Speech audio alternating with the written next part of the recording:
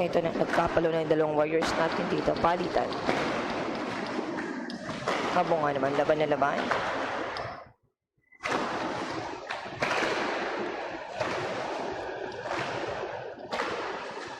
Abay din, diretso naman ni Mera. Ito, bumawi naman si Wala.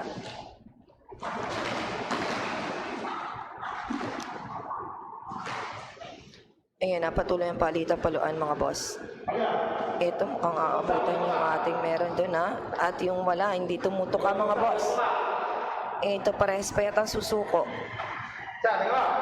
Ayun na, nakadalawa yun mga boss.